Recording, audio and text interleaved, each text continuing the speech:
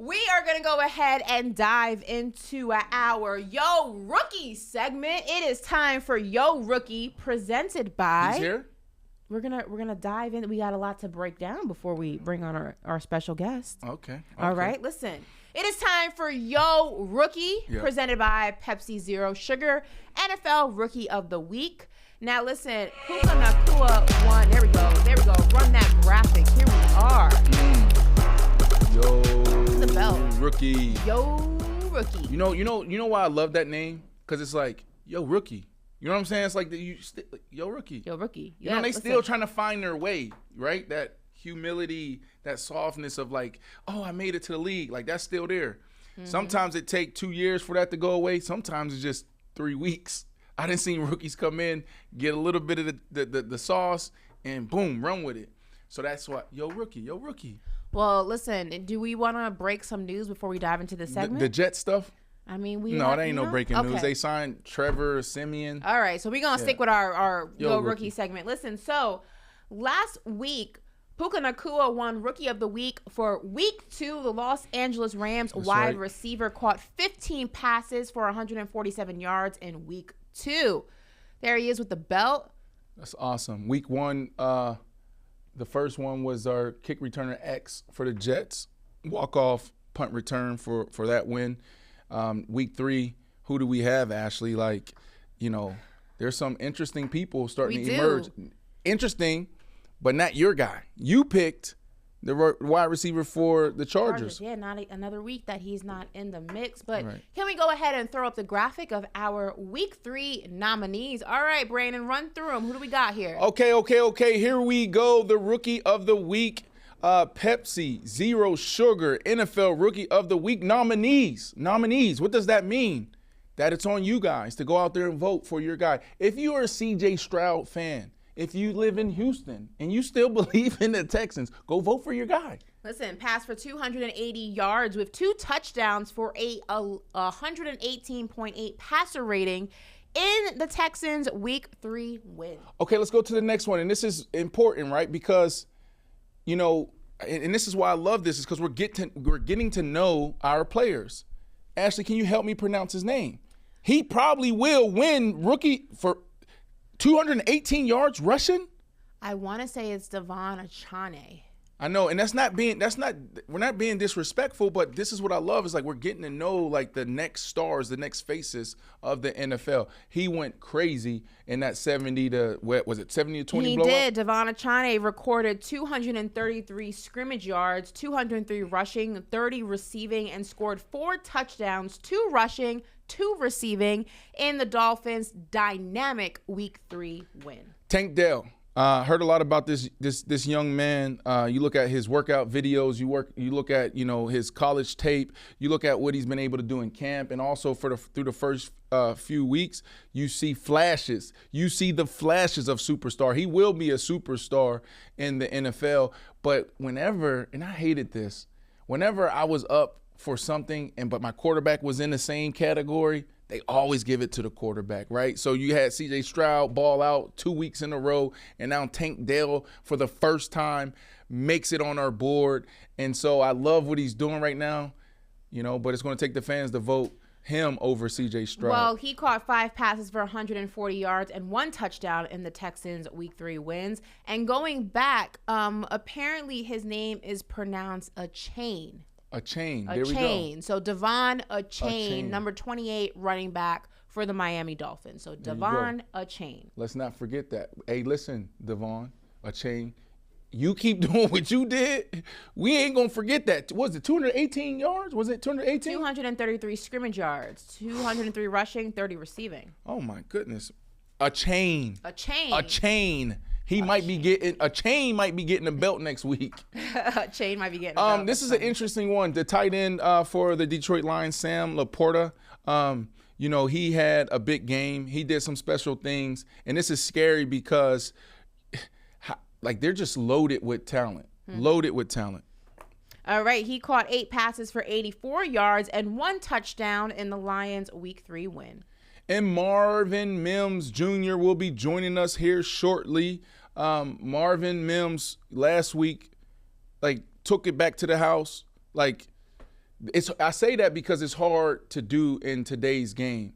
The Devin Hesters of the world, it's over, right? Like the rule changes and everything they're doing in the kicking game, it's hard. So to see a few guys do it, week 1, week 2, week 3, that says a lot about how special these gentlemen are. Listen, caught 3 passes for 73 yards and a 99-yard kickoff return for a touchdown in week 3. Look, they changed all the rules, and he still found a way. He still found a way. Brian Branch, interesting, right? Like, I love that we're adding some defensive guys. I love that we threw the tight end up here. I would love to see, us, highlight a few offensive linemen, defensive linemen. They're more than capable of being on this list. We know that it's driven by the skill positions, but come on, nothing goes without the big men. But Brian Branch, he's representing the defensive side today. Recorded 11 tackles, 3 tackles for a loss, and 2 passes defended in the Lions' Week 3 win. Right. You see our boy last night play? Puka? Yeah, Puka. Puka looked good. Yeah, Puka was emotional. I didn't know, I didn't know he lost his father. Yes.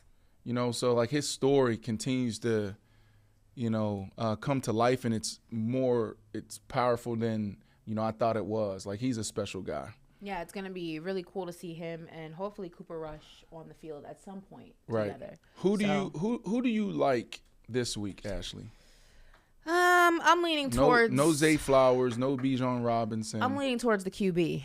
CJ? Yeah, I'm leaning towards CJ. Who are you leaning towards? Devon Achane? Yes, that's who you're leaning. They did have a 70-point. Listen. It was history. You got to give them the record. Kick a field goal, they had a record. I'm still giving them the record. 70 piece, and you had 218 yards. This is true. In 4-minute mode. So they knew they were going to run the ball. And for him to come in and do what he did, we've seen, what's C.J. Stroud's numbers? 280 yards for 2 touchdowns and a 118 passer rating. Phenomenal. But have we seen that before? Did Joe Burrow do that? Did Josh Allen do that? You know what I'm saying? We've seen that. It is a Texans. How many times do we see a rookie running back go? We've seen it before, but it's not as often. How many times have we seen a running back do this type of damage? And that's why I always say, when a running back eclipsed the 2,000-yard mark, automatic MVP for me. There's only been 6 guys to do it. To me, that's the hardest feat in football, is to go over 2,000 yards rushing. We're not talking about all-purpose yards, rushing. So, I think the running back, we need to give him some love. Don't you think the running back market needs a little bit of sprinkle of love? A little bit of sprinkle of love and affection. A little bit of TLC, yeah. I would love to see the fans stand up for the running backs. I feel like we've been letting the running backs down. What did we do when they were going to war this offseason, when Saquon Barkley wanted his contract? Okay, when our guys were standing up saying, we want a home, they thought Ezekiel Elliott was done, but no. Ezekiel Elliott averaged like 5 yards a carry. Let's give the running back some love. Well, listen, while we wait for Marvin Mims Jr. to join us, we want to remind you to make sure to vote for your pick for the Pepsi Zero Sugar NFL Rookie of the Week at NFL.com/voting/rookies. Again, the website is right there. It's NFL.com/voting/rookies. So while we're waiting for a guy to come on, all right, do you still feel comfortable with? I'll give you an out right now. Do you want to change your too early prediction on who's going to win Rookie of the Year? Probably. You're an overreactor. It's Stanley. I don't trust him. I got to do some research. Give me till tomorrow. I'll consider it. Maybe we can just redo Eminem. our picks. Yo, Rookie, Eminem. What's up, baby? You in the building. You know what I'm saying? Look, I ain't going to dive into the 70 piece. We ain't going to talk about that, okay? Not yet. But we definitely want to highlight you, man. Welcome to the show, bro. I was just telling Ashley and then everybody, and obviously everybody knows the game it's so much harder for returners to get in the end zone, right? The rules have changed. So, First, you want to say we salute you, we see you, and thank you for joining the show. Yeah, I appreciate it. Thank you guys for having me. Of course. How are you feeling? Feeling good. Just a lot of stuff to work on, of course, with the team and stuff. But other than that, I feel like we're, just trying to get in the right direction. Just the leaders stepping up and all that stuff. They're talking, this past 2 days, yesterday watching film and stuff, and the day being off day, but also going up there and watching a little bit more film. I mean, we're learning, but we're going to keep going. Love that. Ashley, before we jump in, the question I have for you, can you just break it down for everyone watching how tough it is for returners to actually get in the end zone now, some of the rule changes, and then also walk us through, that 99-yard return and what you saw. Did you feel good about it? When did you see it, right? Did the game slow down? Yeah, I mean, it's with the NFL changing their rule this year. It's a lot like the college game. So for me personally, it's been kind of cool, not having a lot to adjust to. But, if they kick a touchback, if you fair catch the ball within the 25-yard line, you get the ball there. So a lot of teams are kicking touchbacks. They're trying to kick the ball high to get you the fair catch and not bring it out. So basically, we got a shorter kick, caught it right on the one. Basically hit the return and just saw the defense overplayed on the backside, so then cut it back, and I had nothing but green grass and just kind of went with my speed. First of all, before we ask any more questions, can we talk about the artwork behind your head? I love these paintings. Who did them? Where did you get them? How long have you been collecting them? I need the 411 on these. Yeah, it's this guy in Oklahoma who does a bunch of artwork pieces, and he kind of did a lot of pieces of me, off of pictures and stuff just from games, and he DM'd me about it. And so me and him probably been meeting up for about 2 years now. And then, I signed some pieces for him, and he'll also give me some pieces to take home and keep for myself. So all this is behind me is his work, and it's been great. It's honestly amazing. That. I love it. Brandon, do you have any paintings of your college days or professional days that you have? Well, I wasn't a big deal in college, so I don't have anything from college, but I definitely have some stuff from when I was in the league. And it's pretty cool. I don't know if you experienced this yet, but when you're in the league, you'll just be walking, out of your place, or you be walking in the city and somebody will just walk up to you and hand you stuff, stuff they drew for you, or especially if you're at appearance and they know where you're going to be. Oh, man, fans are awesome.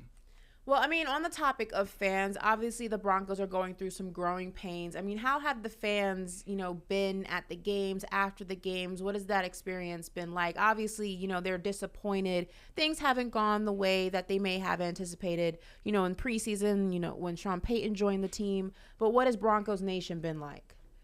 Yeah, I mean, they've been 100% supportive, at the games. It's a crazy atmosphere. I honestly love it. They're out there cheering, their hearts out. And then you get a little social media too. You'll get a little bit of both ends, we got to win, all that stuff. But, I kind of feel for the fans, but at the same time, we got the job to do. We got to be better. We know that. So we're just going to go out there, keep playing our hardest, these upcoming weeks. Well, just what's going on, right? High hopes, you know what I'm saying? Sean Payton, Russ, and I throw Russ in there. Everybody want to throw Russ in there, but it's the entire team. Did you guys feel comfortable going into this year? Or you feel like, did you guys feel like, this could be, a couple of games where we figure some things out, right? And what happened? What's going on? Yeah, I mean, I get that question a lot, honestly. It's kind of weird for me, being a rookie, because I don't really know what to expect from the NFL game. I can look at guys I'm playing with and be like, yo, I grew up watching this guy, that guy, but how is that going to translate on the field? You never know. So, going into the season, I was expecting high things. I was really looking forward to it, and then we come out and lose, the first 2 games, and then lose this past weekend. And you have the pieces, to be a competing team, a playoff team. But we just had to kind of put it together, especially with Coach Payton, his history. And right now, I mean, his big coaching thing was just in the first 4 weeks, we're going to figure out what kind of team we have and how fast can we improve in these 4 weeks. So that's what we're still trying to do. I like that, bro. When I was watching the game, really focused on the Dolphin-Bronco game, obviously there's so many superstars, so many storylines. And, also played for both teams. And as I'm watching this game, I put out a tweet. I'm like, yo, if I'm the Broncos, I feel really good about my offense right now. The first 2 quarters, you guys were moving the ball extremely well. Y'all got down to the red zone. There was a few penalties, right? If y'all didn't have those penalties, if y'all didn't have those mishaps, it could have easily been tied up, or you guys could have went into half winning. Did you guys feel really good about the game plan? Did you guys feel really good coming out that first half offensively? Yeah, offensively we felt great, going into the game, especially with our game plan. And even, that first half, we felt like we were stopping ourselves, if anything, just like you said. I mean, we're getting to the red zone. Got a couple penalties, so we didn't get the touchdowns that we wanted to. As that game winds out, those 4 points, that difference between a touchdown and a field goal, I mean, it definitely plays out. But offensively, I think we've been playing real good. I think we also expect a lot more out of ourselves. And just like I said, I mean, we're trying to keep improving, try to really, get in the red zone, score touchdowns instead of giving up more field goals. I think everyone's going to focus, obviously, on the score of the game, the final score of the game, and the deficit between the two scores. But I think that on a more positive side of this, this is going to be an ultimate test for this Broncos team and how you can bounce back from something just historic and just monumental like this. So why are you confident in this Broncos team, in the Broncos leadership, not only in the coaching staff, but in the quarterback that you guys have in Russell Wilson, that this will just be in the back burner come December, come November? Why is this team equipped to bounce back from this? Yeah, for sure. I mean, just being around the guys, since OTAs, I mean, we have a lot of people that talk and they'll actually do. I mean, we have a lot of doers on our team. So I know that, with this, people got to put more time into certain aspects of their preparation. They will, like knowing our team, and especially the coaching staff. I mean, the coaching staff is more on end about it than anybody else. And, we're ready to get back after it, get going. I mean, we have an experienced team, experienced room. And so we're just ready to get back out there and just, show the world what we can do. So, bro, we branded and named this segment "Yo Rookie" because, it's like you're just now being introduced to this whole world of the NFL life, and then you have guys like myself and other contributors who's on the other side of it, right? And I loved how you answered the question when we were like, "Well, what's going on?" He's like, "Well, I don't know. I never experienced, an NFL game." And that is the best answer, right? I know Coach Payton, and I know, some of the other guys there. Patrick is like, good job, good answer there. Talk to me about, your maturity, because I can feel it, I can see it, right? Like, where does that maturity come from? You seem advanced for a rookie. Yeah, basically just comes from my parents and my upbringing. I mean, especially this, to me, it kind of feels like being a freshman in college all over again.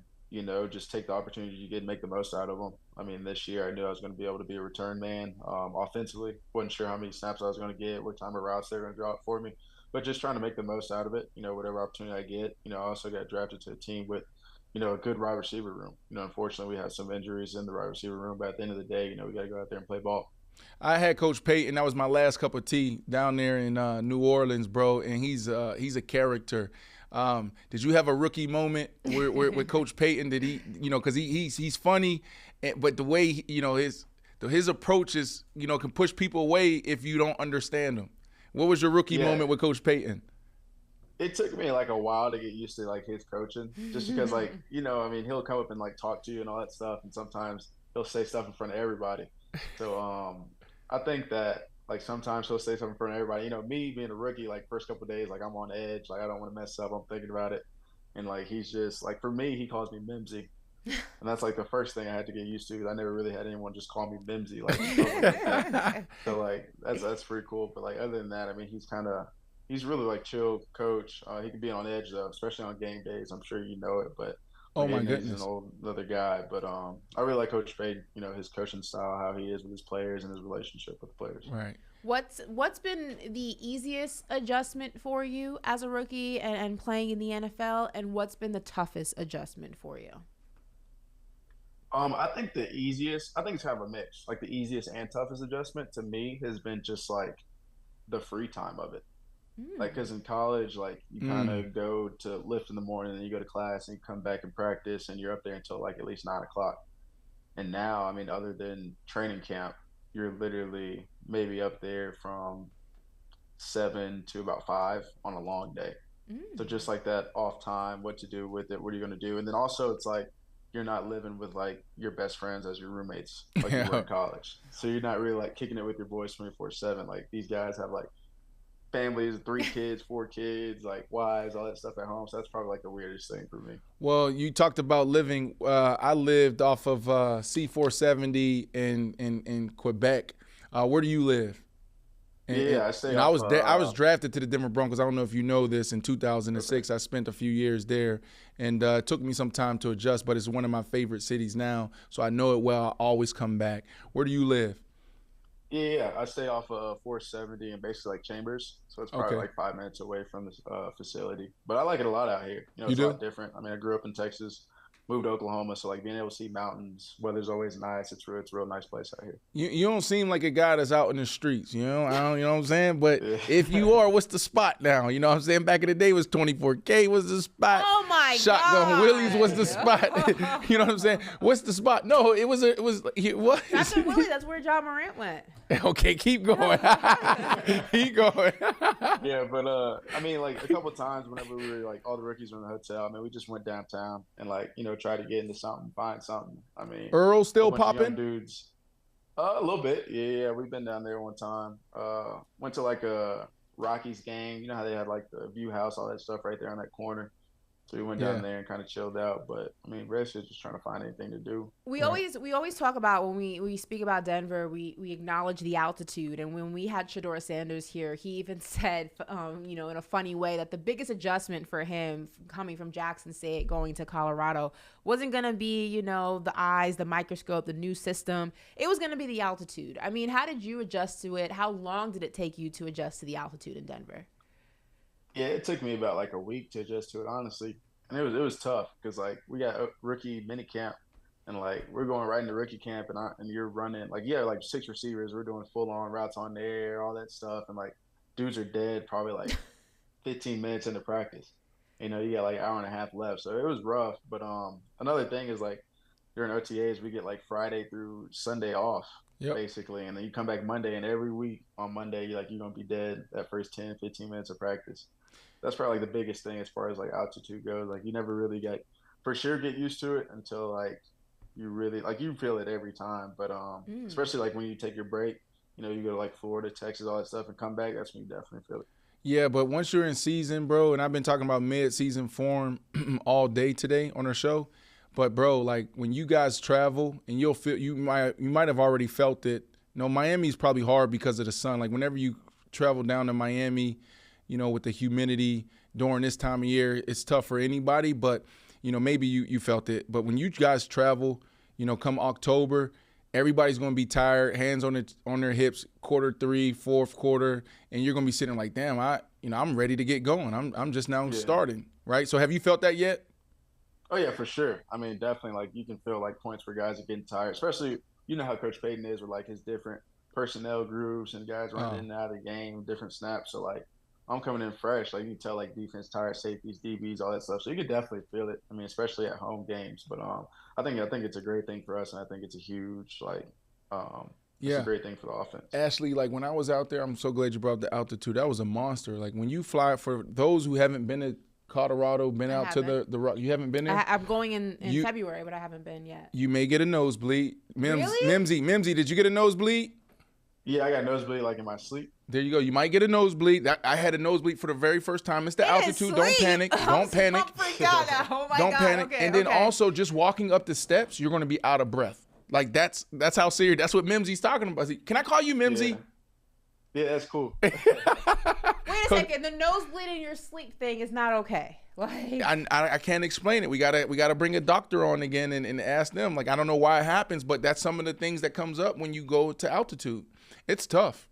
It can be tough. That's why you saw like Ryan Clark when dealing with sickle cell trait.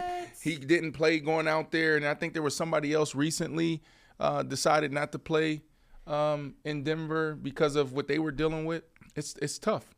Wow. Okay, now I'm freaked out. Thanks, guys. Can't wait. Jerry Jeudy, bro. Like, we had Jerry Jeudy on the show right before the season. We just talked about, him evolving, going to a whole nother level. What have you learned from Jerry Jeudy? I think he's just one of the most savviest route runners. I mean, it's like a masterpiece watching how he put some of these concepts together. What have you learned from Jerry Jeudy as a rookie receiver?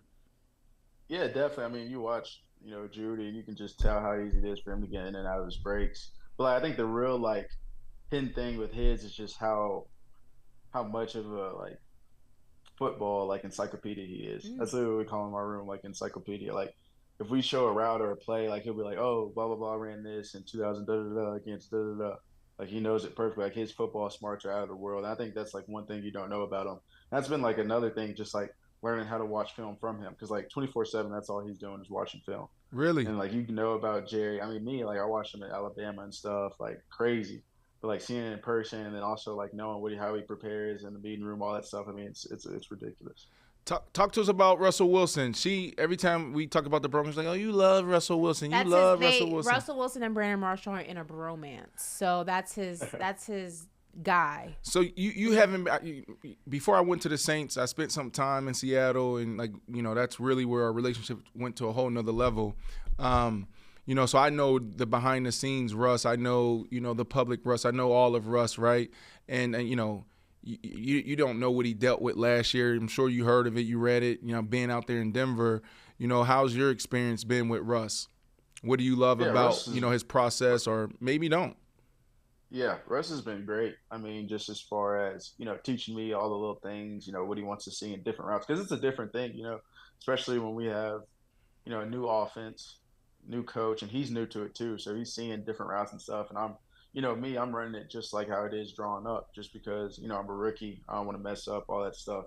He's telling me, hey, try and do this, try and do that. And also just like off the field, just Russell, just talking to him, sitting down, eating with him, all that stuff. Just a real cool, chill, like down to earth dude, talk to you about anything.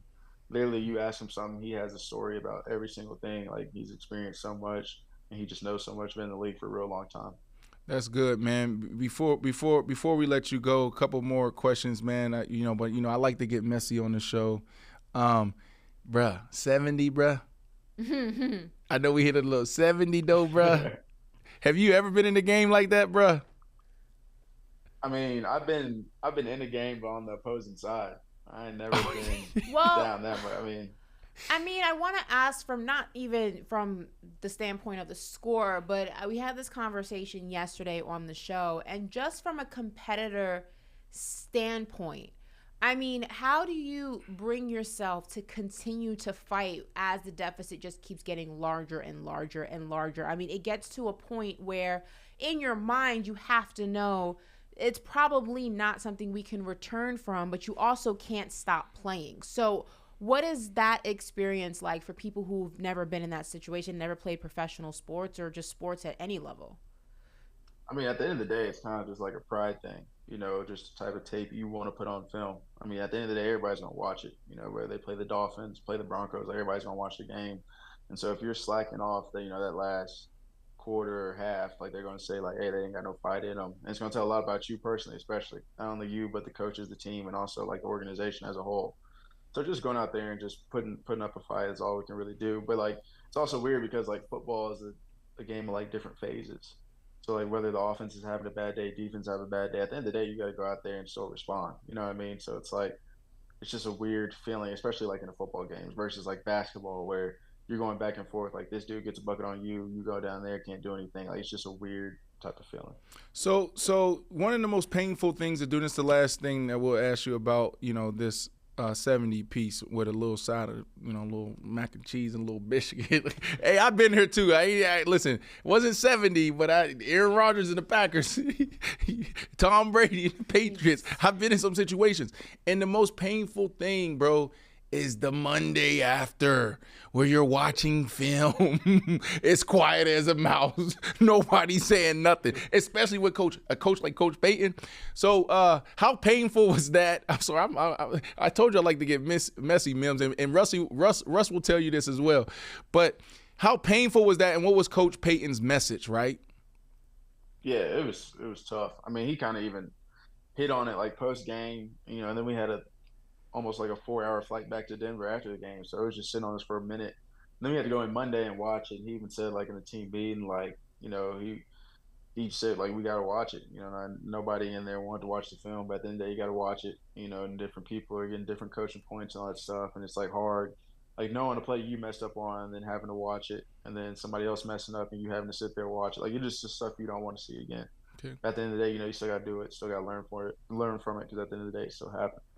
Well, before you have one more before we let him go, because I want to close out with a. Yes. Okay. Really quickly, We talked about this earlier. It was Brandon Jennings on the Gilbert Arenas podcast, and he talked about, just making it to the league, and then the first thing he did was bought his mom a crib, right? And in retrospect, he would do it differently. He would have did something for himself first, right?